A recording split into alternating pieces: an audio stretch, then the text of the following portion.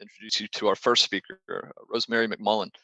Uh, Before taking up anthroposophy, Rosemary taught English literature and composition in universities and worked as a freelance writer and editor.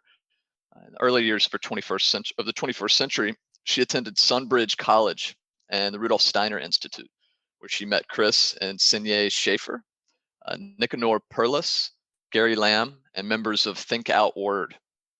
She attended the 2012 Threefold Boot Camp, a 5-day intensive with Gary Lamb, Seth Jordan, Sarah Hearn, and Travis Henry co-facilitating.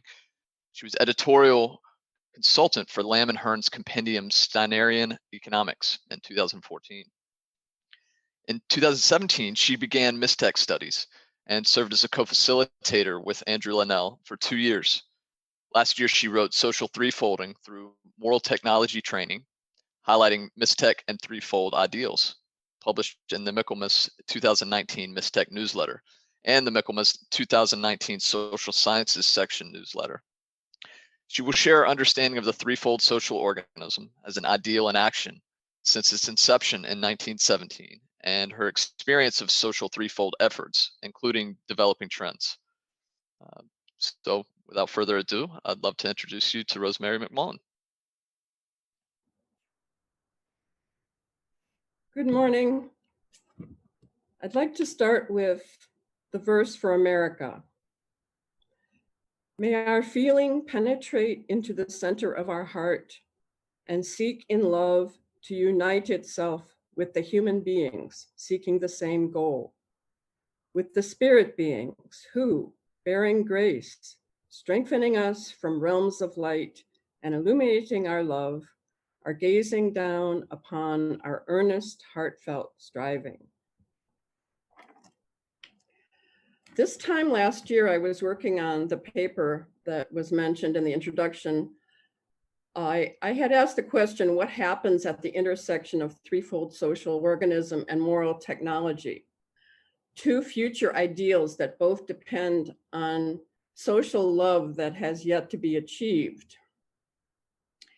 In Mystech, we find early the principle of Tao in the Temple Legend, Lecture 20. What is expressed by the Tao is a driving force that can only be set in motion by the power of selfless love. It will be possible to use this power to drive machines, which will, however, cease to function if egotistical people make use of them.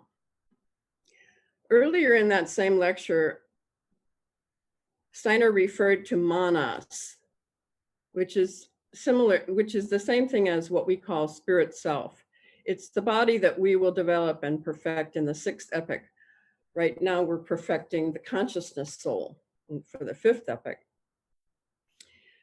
And here's what he says about that. That force which is common to all mankind, which expresses itself in the intellectual as an all-embracing unity about which there can be no conflict, is called manas. And when men have progressed so far that they are not only one at the intellect, but also in their perceptions and feelings, and are in harmony in their inmost soul, so far that they find themselves in what is noble and good, so far that they lovingly join together in the objective, in what they have in common, in the same way that they agree. 2 times 2 makes 4, and 3 times 3 equals 9. Then the time will have arrived when men will be able to control the living as well. Unanimity, objective unanimity in perception and feeling, with all humanity really embracing in love. Such is the precondition for gaining control over the living. Well, no one in those early Mystech study groups could claim to be a selfless lover or just beginning at the beginning level. That seems impossible. But recently I found some encouragement about moving in the direction of spirit self, which I found very inspiring, put me in a new direction, and I hope that you'll find it equally inspiring. Contemporaries in our own movement are already beginning to experience early spirit self and sharing ways to develop it. We all also had heard Ehrenfried Pfeiffer's report, which was published in 1946, he said, I asked Rudolf Steiner when the time will be ready for the application of etheric forces for technical use. He said, when the social conditions are such that no misuse of this force can be done for selfish purposes. That would only be the case if the threefold Commonwealth order would be practiced at least over a few territories on Earth.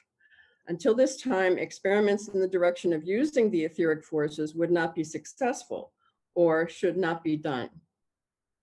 So the brother sisterhood upon which the economic realm must rest of the threefold ideal and the selfless love required to run etheric machines is where these two diverse bodies of esoteric knowledge intersect. But in temple legends, Steiner already supplied direction. The direction effort must take: social art, the art of overcoming antisocial forces. The title of lecture 20 is The Royal Art in a New Form. So what are social and antisocial forces? When I went to Threefold Boot Camp in September 2012, that was the first lesson. Steiner described the flow between interest in others and self-interest as, quote, the archetypal social phenomenon for this consciousness soul age in which we live that extends for roughly another 1,500 years. And the social and anti-forces lecture was 1 week later than the seminal lecture that's used in Mystic Studies, Challenge of the Times Lecture 3. Social anti-social forces is actually Challenge of the Times Lecture 4. So recognizing the omnipresence of egotism and being asleep to others by default was a major wake-up call for me. I processed in poetry that first night at the Threefold Boot Camp. I saw altruistic people and movements as small homeopathic social forces in the vast ocean of antisocial, self-interest, greed, piracy, cruelty, callousness, and so on. Finding that this was a spiritual tenet for my age from Rudolf Steiner put the social dimension of spiritual science into much clearer focus.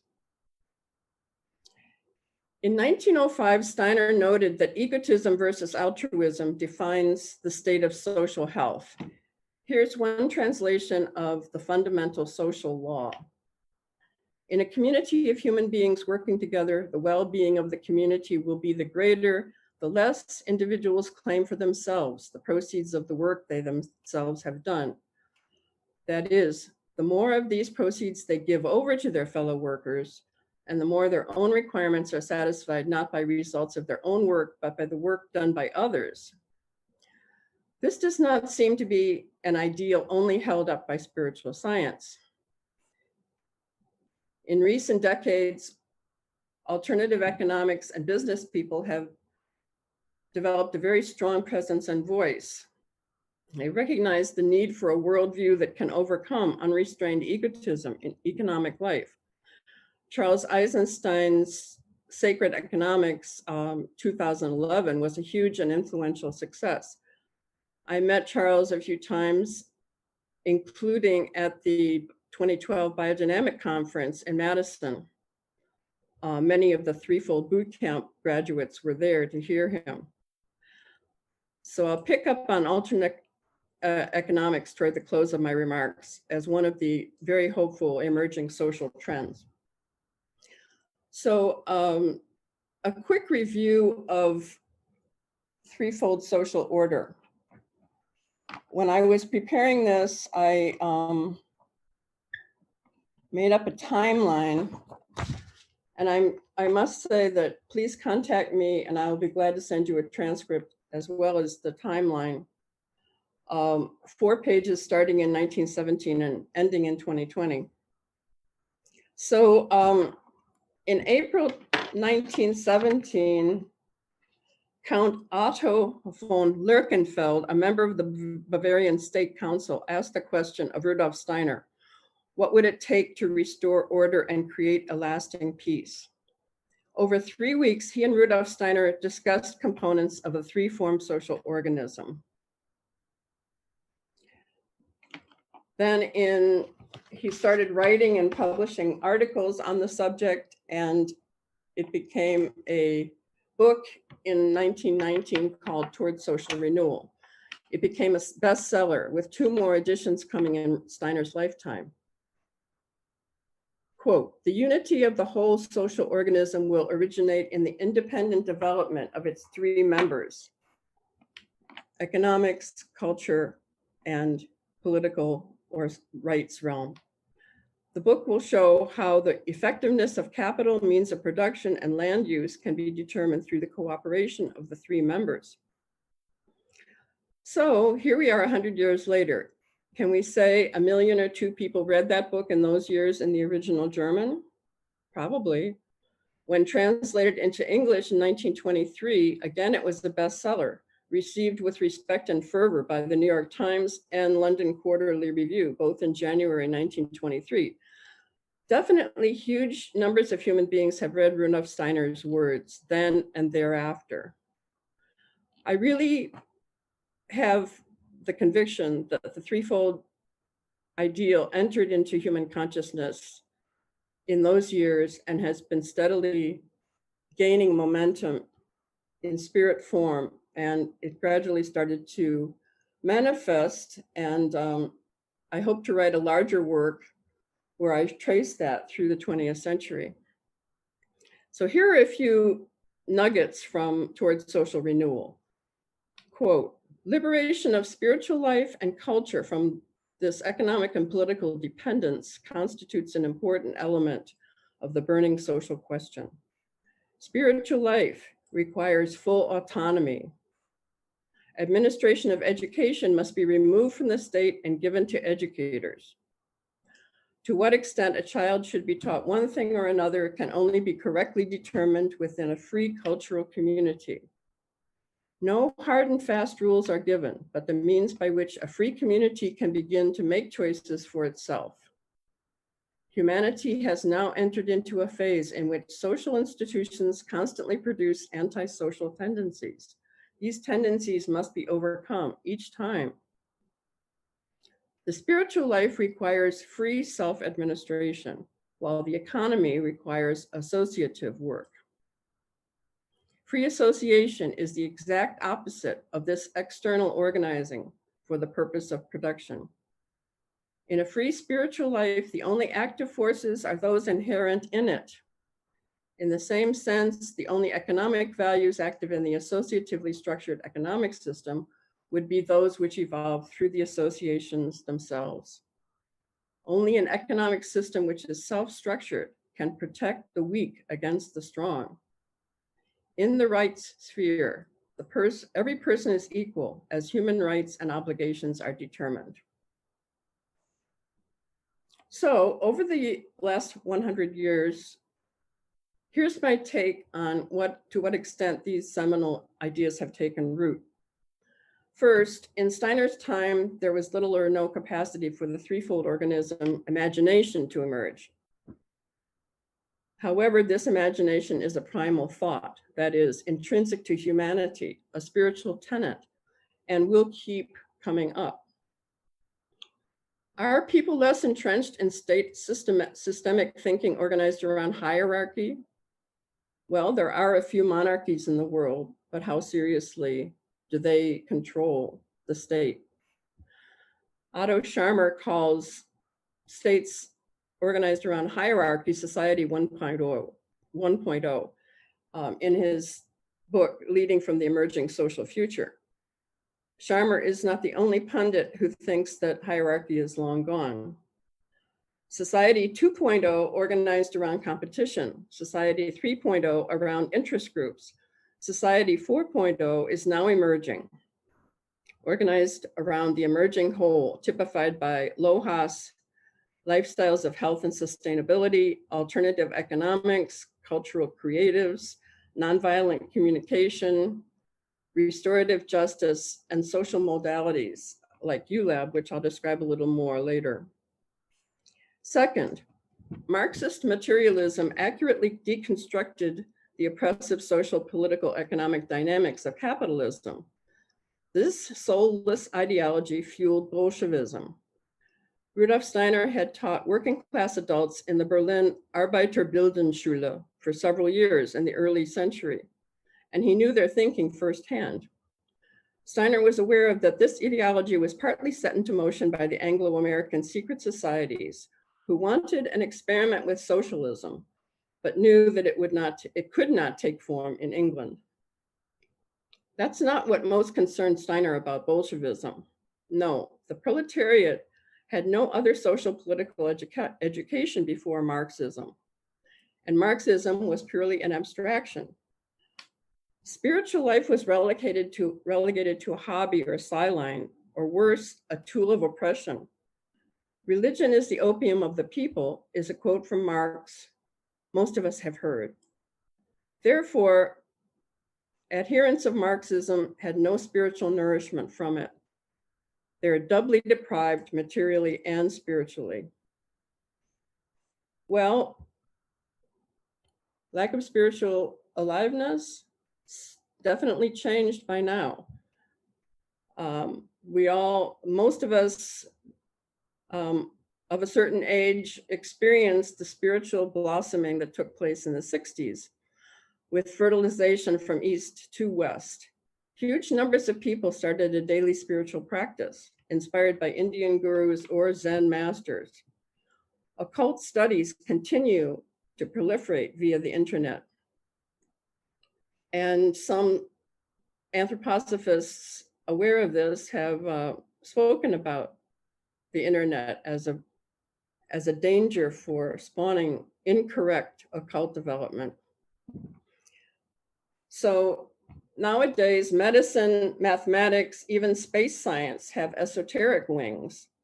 All of these streams of inquiry are dramatized in popular culture. Indeed, the truth is out there, as X-Files proclaimed, and millions are in pursuit. Third, social forms are dynamic, not fixed. Society is an ever-mutating process. All social classes learned the hard way that empires and states collapse and established systems fail. In the 1920s, few had preparation, socially, spiritually, artistically, for holding and acting on that social dynamic. In the lectures of 1921, published as Communicating Anthroposophy, Steiner gave instructions to his threefold team on how to speak about social sickness and recovery to people of their day. He and his team approached high-level officials and received some positive responses. Steiner promoted a radical solution on the disputed area of Upper Silesia claimed by both Poland and Germany. He suggested it be granted at least provisional independence. This led to the accusation of treason. He also publicly opposed Wilson's proposal for European nations. Meanwhile, the National Socialist German Workers' Party was rising. In 1921, Adolf Hitler attacked Steiner on many grounds, including that he was a tool of the Jews. Steiner, in turn, warned against the Nazis coming to power. In Munich, while he was giving a lecture, there was a stink bomb attack, and a bunch of people with weapons started to surge toward the stage. And Steiner escaped out the back door from this apparent assassination attempt. Thereafter, public lectures were canceled and security guards were in place when there were lectures. Well, enthusiasm held through those years of public advocacy, 1919 through 1922. Rudolf Steiner was there in person to fuel the movement. But the immediate emergencies on the ground caused by hyperinflation took precedence. And the rise of Nazism was countering the seeds of Threefold. Communism took over Russia and later extended into much of Europe, creating East-West tension for the rest of the century. World chaos descended in the 30s with the Spanish and other civil wars. The Third Reich, with Hitler proclaimed Chancellor of Germany, was declared on the 30th of January, 1933. And the Anthroposophical Society didn't fare well with all of this upheaval. In 1935, the Society expelled many, including Ida Wegman, Elizabeth Vrede, and the Dutch Society. Daniel Dunlop, the Scotsman with great capacity in threefold business and strategic planning, was among those expelled, and he died soon after. World War II started in Europe late 1939. Thankfully, Ita Wegman and Marie Steiner reconciled by letter shortly before Ida Wegman's death in April 1943.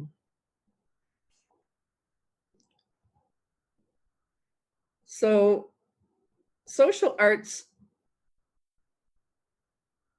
were part of the original message that Rudolf Steiner gave about the future.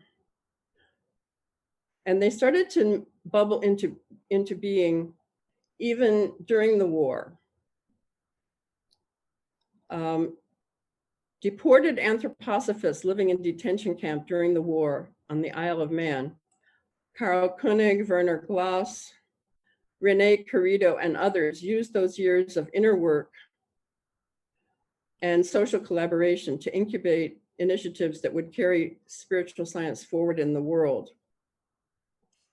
Everything a human being does socially can become a work of art.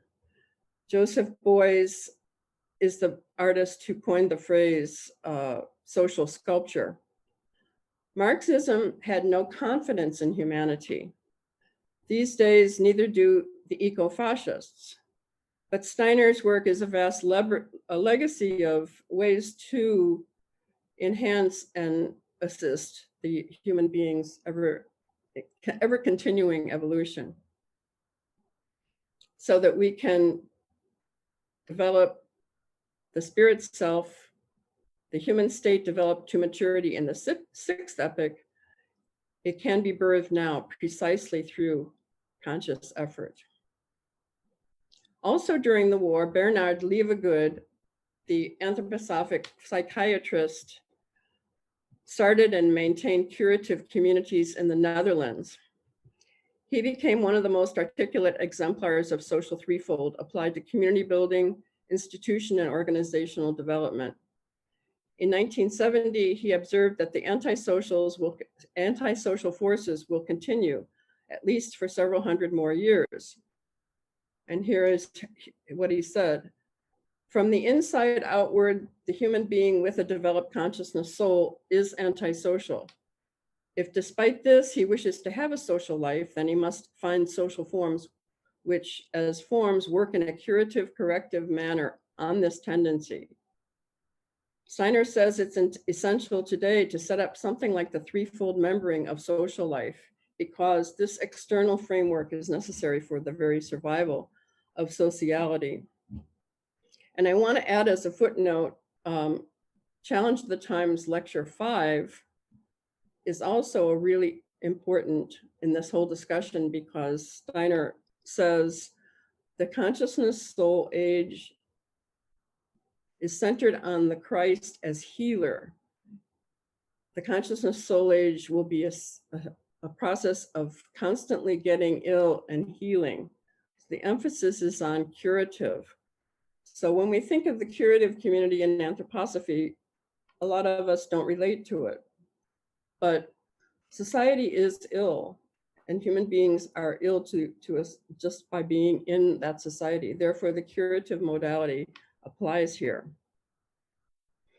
Leavegood and his associates worked through decades of the 20th century with tens of thousands of people in all kinds of institutions, hospitals, schools, businesses, to develop the moral technique that makes it possible to seek continually new social forms of the organization, appropriate to each situation in such way as to not encroach upon the freedom of any member, an extraordinarily difficult task. Thanks to Steiner's unreserved efforts in the last years and those of the stenographers and printers, etc., his legacy is still intact. World events appeared to overshadow the appearance of the etheric Christ in 1933 and following. History eventually will review otherwise what's happening, perhaps. And one particular example of social art that I want to bring to your attention is that in November 1934, William Griffin Williams, later known as Bill W., had a spiritual visitation in a New York City hospital that could be linked with the etheric Christ. He was the founder and developer of Alcoholics Anonymous, which is a social art. Peer support groups came into mainstream life as a curative force. Its international growth has reached approximately 10 million. A few anthroposophists have noted these events, notably Luigi Morelli. Thank you, Luigi. One of Leeuwenhoek's students at the Netherlands Pedagogical Institute, NPI, in the 90s was Otto Scharmer, the author of Theory U and currently leader of the Presencing Institute, the MIT Sloan School of Management. The Presencing Institute has been offering massive open online courses called ULab since 2015, with so far almost 100,000 participants in over 100 countries with large hubs in China and Brazil, and has mushroomed in Africa over the last 5 years. Started out with about 5 people in 2015, and there's several hundred now, 5 years later. I have participated in ULab since its inception, and I'm hoping that more and more anthroposophists will take it up so that we can really do something concrete with all these vast resources that it has. Scharmer also worked with Arthur Zions in the 90s on developing collective social resonance. And this is brought to bear immediately in the first lessons of ULab. You're actually doing social antisocial forces awareness training in ULab. ULab carries also much of Steiner's social and economic content, along with Leeuwenhoek's and others' organizational and communication techniques.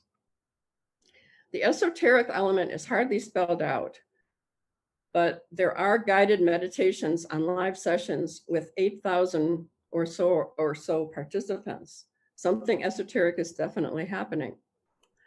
This year, and responding to the global pandemic, the Presencing Institute started a project called Gaia, Global Activation of Intention and Action. I took part in this program from 27 March through the 11th of July. There were live speakers, breakout groups where you talked with people in small groups. We looked at the COVID situation, and then when George Floyd was killed, we processed all of the global changes and awakenings that were going on together. There were 110,400 participants in 33 countries, and sessions were in 4 languages. I have 50 pages of notes. Gaia could happen quickly and effectively because all of the ULab expertise and communication infrastructure were already in place. So last year in March 2019, I was invited by a Mistech student to join a Threefold social organism working group, and they had weekly meetings. Andrew joined that group a few months later, and Ann Nicholson joined it briefly. And so I was trying to bring Threefold and Mistech into alignment. And of course, most of you by now have heard about Nicanor Perlas's 2018 book, Humanity's Last Stand, which is forecasting how the growth and proliferation of artificial intelligence could forever compromise a fully human being. And if you're a member of the society, you can look at Being Human magazine, spring 2019, where there was a wonderful comprehensive review by Ted Rosell about Mistech and Threefold, because Nicanor is probably one of the primary threefold representatives in the world. And he had taken up technology as his focus in the last few years. So last year in July, 3 of the working group team went to a 5-day intensive at University of California, Santa Cruz, with Nicanor talking about technology and how to bring spiritual science and general human social awareness into the field. When my teammates came back, they reported that he urged us to find openings and build alliances with like-minded individuals, organizations, and initiatives, especially in civil society, but that those openings also exist in business and government. And I'm pleased to say that the working group really is doing extensive research to do exactly that. We made a lot of progress. And I have to say that Chalmers Presencing Institute and ULab are doing almost the same thing, extending threefold-like principles into civil society, business, government, academia, and so on. A new ULab training is starting pretty soon, the 8th of September, in case you want to experience it yourself. So as I said, Nicanor is and was one of the leading threefold representatives in the world. He inspired the inception of Think Outward in the Northeast USA at the Rudolf Steiner Institute of 2006. These young people in their 20s and 30s, included many Waldorf graduates who had studied threefold and economics with Gary Lamb. And Gary is another threefolder who has turned his attention to technology issues with the Ethical Technology Initiative. Well, I had been fired up with enthusiasm by Nicanor ever since I met him in person in 2004 at Sunbridge College. I was simpatico with all his views, and he was spiritually alive in a way that very few people that I had met hitherto were alive. He wrote a paper and posted it on his CADI website in around 2006. CADI was the group that he worked with initially, the Center for Alternate Development Initiatives in the Philippines. This little essay was called Social Threefolding, De Facto, Conscious, and Advanced Stages. And if you get the paper, you can read the whole thing, but he talks about de facto threefolding, which is where threefold is going on, but people aren't aware that they're threefolding. Consciousness, the consciousness is definitely coming into place. And in advanced, I'll read what he says. Advanced threefolding is the adult phase of threefolding viewed from a developmental or evolutionary perspective. In advanced threefolding, mutual trust and respect are established and institutionalized. In advanced threefolding, the substance of the different realms represented by the three key institutions is so well understood that creative, albeit radical, new initiatives start to increasingly determine the substance of the threefold process. After his unsuccessful campaign for president of the Philippines in 2009, I didn't hear about Nicanor until I came upon the lectures he gave to the Moral Technologies Group in Melbourne, Australia in 2017. In June and July last year, Nicanor was in the USA and was interviewed on June 18th by Andrew Linnell and Ann Nicholson for Mistech. Nicanor stated in reference to the Aaron Fried Pfeiffer report that no, the threefold Commonwealth is far from ready. Preparation is still underway.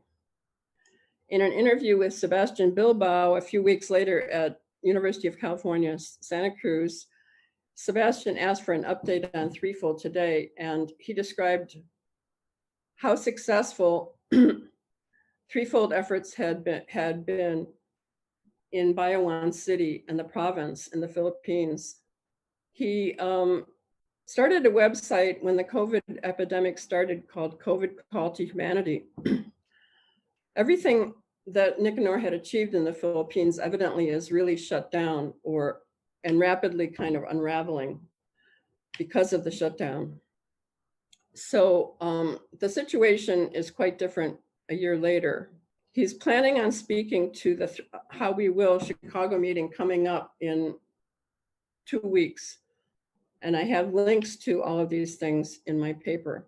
So Nicanor is a champion threefold social activist and also an important spiritual scientist immersed in the technological and scientific trends, closely allied to Mystech. I discovered inadvertently in my first Mystech study groups that Tao and threefold are intrinsically linked. We did projective geometry together, and we saw that the counter space of the Tao is 3 circles. This is the crayon drawing I did, and I shared with my Mystech friends, and Lawrence Houston made a drawing that appeared in my article. So Tao and threefold are intrinsically linked and will be into the 6th epoch. And Nicanor Perlas is a person in whom that intrinsic joining has taken place. So after studying threefold with this group for many months, I decided that I needed to know what was going on in the social science section. It's irresponsible to say anthroposophy isn't doing anything. So I joined the section and I received the newsletters for ever since its inception. Andrew Linnell and Nicholson also joined. And this little booklet on the social and anti-social forces is a welcome gift in the social sciences section. I discovered that the section started in Dornoch in 1965 and North America in 1987. At the induction ceremony in Chicago in June 1987, Manfred Schmidt-Brabant was there. And I have quotes from that session that were very important, but the main discovery I wanted to share with you is he said that the consciousness of etheric reality of the spiritual Gotianum leads one to the primary spiritual law. That was the fundamental social law I mentioned earlier, which reflected the social ethic and this fundamental social law. His formulation of this esoteric primary law is as follows. The forces of the individual meditator's inner efforts when conducted in accordance with Mikael go to Mikael for the work of all the other fellow meditants and for mankind. And through Mikael, the strength of all the others lives in the individual meditant. Therefore, the individual meditant who is working as a member of the Mikael school cannot identify the fruits of his spiritual research with his or her own efforts, but rather must look to the efforts of the others for the source of these results. He summed this law up in the phrase, one for all and all for one. Another breakthrough discovery that I made while going through these journals was something that Paul McKay wrote in 2002 that was published in the newsletter in 2012. It's an article called On the We in the Foundation Stone Meditation. And it includes indications from close reading of the Foundation Stone Meditation about the fact that the we in there is the emerging spirit self, or manas. As it develops, these are the words of Rudolf Steiner that same week. I think it was the day after Challenge of the Times Lecture 1. On December 7th, 1918, he said, as it develops, the spirit self will work socially to the same degree that the consciousness soul works antisocially. Thus, we can say that the human being is developing an antisocial element out of the inmost impulses of his soul in the present time, but a spiritual social factor is at work behind the antisocial element.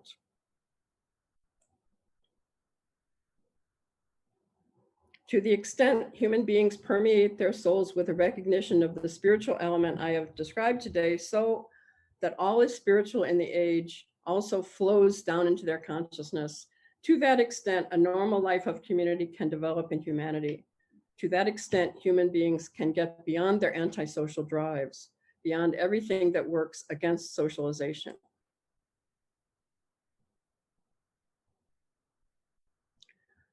And then the beginning of the fourth strophe of the foundation stone, at the turning point of time came the cosmic spirit light.